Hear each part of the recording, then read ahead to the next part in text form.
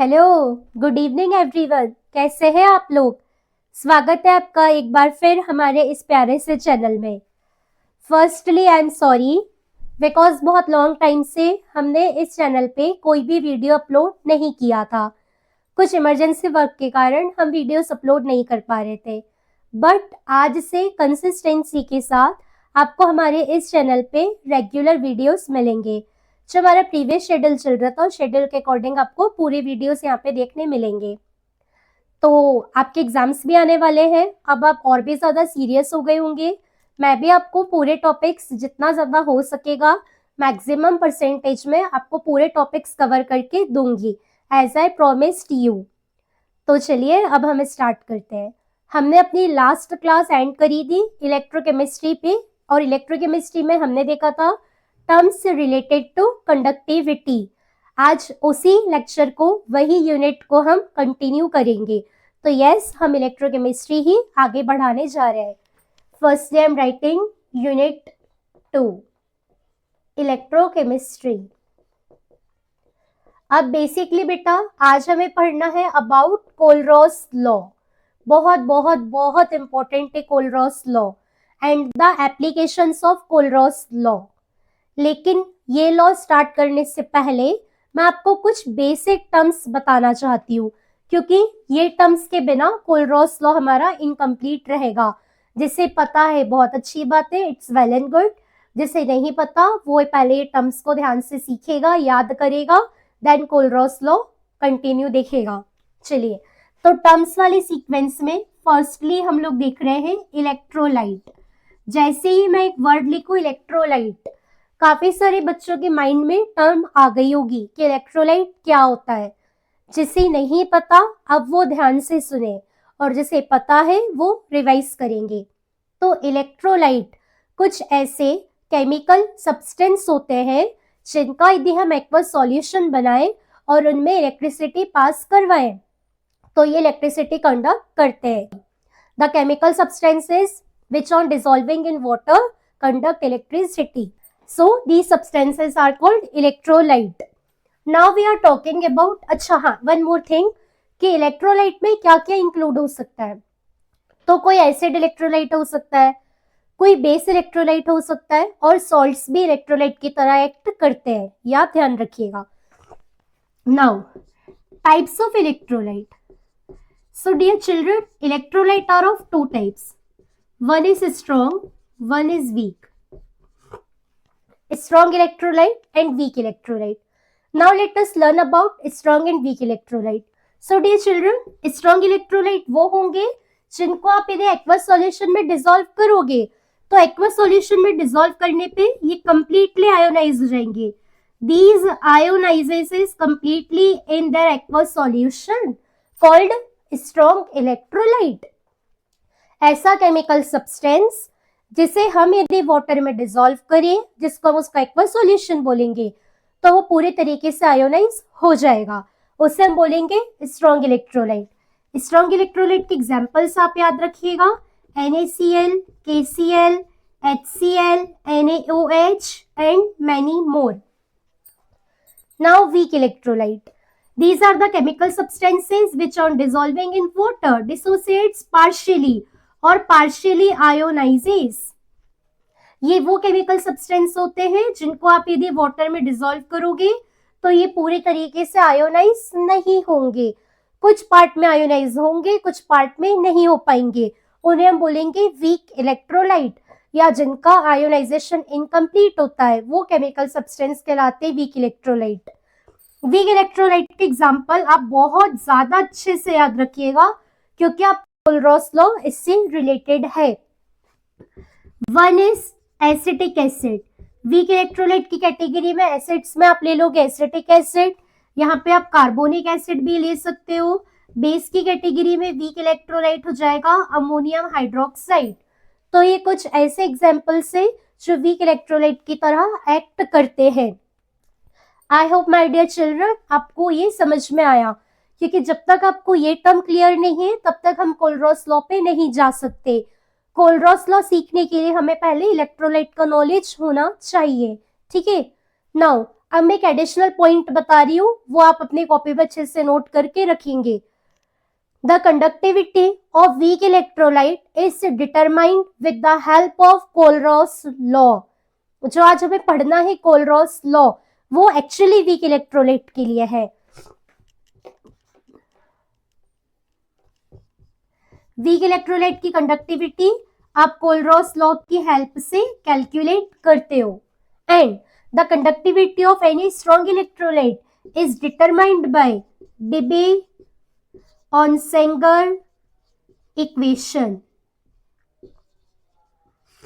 हमें अपने कोर्स में इस इक्वेशन के बारे में नहीं पढ़ना, बस हमें बेसिक इंफॉर्मेशन होना चाहिए. चलिए, now let us come to the point about Kohlrausch law. Firstly, this law is for the determination of conductivity of weak electrolyte.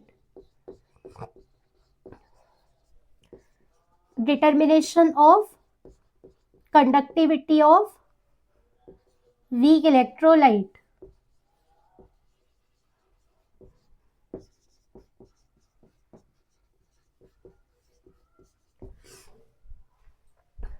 अब क्या कहता है Kohlrausch लॉ, उस पे हम लोग बात करेंगे. लेकिन स्टेटमेंट सिखाने से पहले मैं सामने Kohlrausch लॉ का मैथमेटिकल एक्सप्रेशन लिख रही हूँ, क्योंकि जो स्टेटमेंट अभी मैं बोलने जा रही हूँ वो स्टेटमेंट मैथमेटिकल एक्सप्रेशन से बिल्कुल मैच करता है. आप यदि अपनी बुक में देखोगे तो थोड़ी सी डिफिकल्ट लैंग्वेज में लिखा हुआ है, लेकिन जो लैंग्वेज अभी मैं आपको बोल के बताऊंगी वो आपको बहुत अच्छे से समझ में आएगी. लेकिन उसके लिए सामने मैथमेटिकल एक्सप्रेशन लिखा होना चाहिए. सो देखिए, the mathematical expression of Kohlrausch law. Lambda M infinite equals to X lambda C infinite plus Y lambda A infinite. आप इसे लैम्डा एम नॉट भी लिख सकते हो.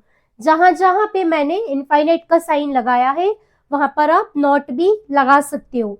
अब पहले हम इसे थोड़ा सा वर्ड एक्सप्रेशन में रिवील कर देते हैं कि किस सिंबल का मतलब क्या होता है, फिर हम इसका स्टेटमेंट देखेंगे.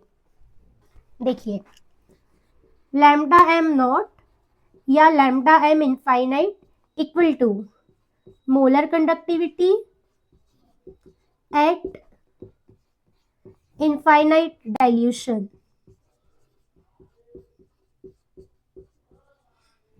X is equal to unknown number of cation, Y equal to unknown number of anion, lambda C conductivity of cations, lambda A conductivity of anion. तो ये रहा आपका Kohlrausch लॉ का मैथमेटिकल एक्सप्रेशन और उसका word expression. Let me close it in a box. आप देखिए, ये लॉ आपको बहुत इजी लगेगा.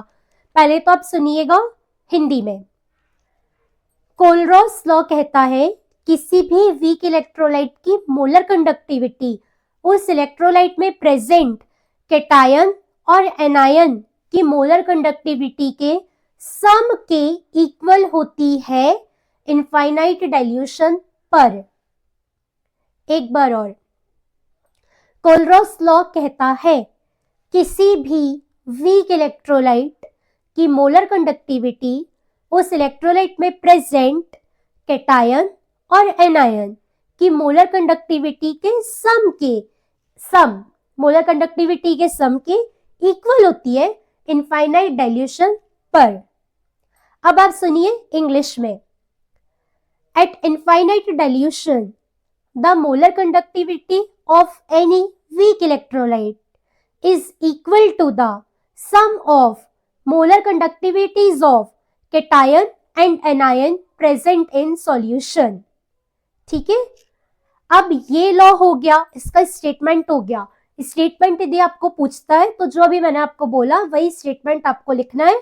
और ये फॉर्मूला ये मैंने आपको बहुत सिंपल लैंग्वेज में बताया है, क्योंकि यदि आप अपनी बुक्स में देखेंगे तो ये बहुत टिपिकल लिखा हुआ है. अब कोलरॉस लॉ के टोटल 4 एप्लीकेशंस है, हम एक एक एप्लीकेशन को पढ़ेंगे। फर्स्ट एप्लीकेशन जो है कोलरॉस लॉ की, वो थोड़ी सी लेंदी है और उसमें आपको एक चीज सीखना है जो थोड़ा सा ट्विस्ट वाला पॉइंट है, तो वो मैं आपको अपने नेक्स्ट लेक्चर में बताऊंगी और रिमेनिंग 3 एप्लीकेशंस भी हम उसी टाइम पे कवर करेंगे।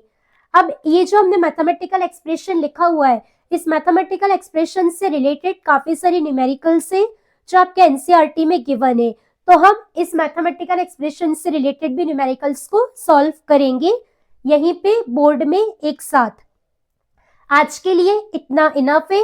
आपको आज इलेक्ट्रोलाइट का नॉलेज हो गया और आपने कोलरॉस लॉ देख लिया स्टेटमेंट वाइज क्या है। नेक्स्ट क्लास में हम कोलरॉस लॉ के न्यूमेरिकल और एप्लीकेशंस को डिस्कस करेंगे। I hope my dear children आपको हमारा ये वाला लेक्चर पूरे तरीके से समझ में आया। यदि आपको हमारा लेक्चर समझ में आता है तो आप हमारे इन वीडियोस को बहुत सारा लाइक प्रोवाइड करिए, हमारे इस चैनल को शेयर और सब्सक्राइब करना मत भूलिए। मिलते हैं अपने नेक्स्ट लेक्चर में एप्लीकेशंस और ढेर सारी न्यूमेरिकल के साथ। Till then take care of yourself, have a nice day, bye bye.